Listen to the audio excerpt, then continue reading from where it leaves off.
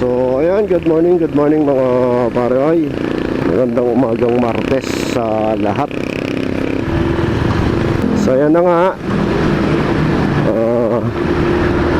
back to kalsada na naman tayo ngayon.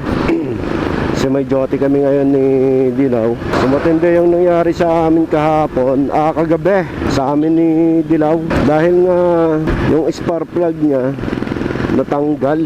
So ayan,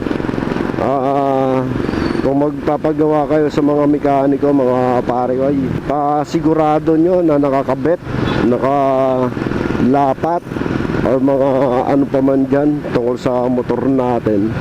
Kasi di natin may iwasan na matatanggal talaga yun Saka di natin may iwasan na makakadaan tayo sa lubak, siyempre matagtag.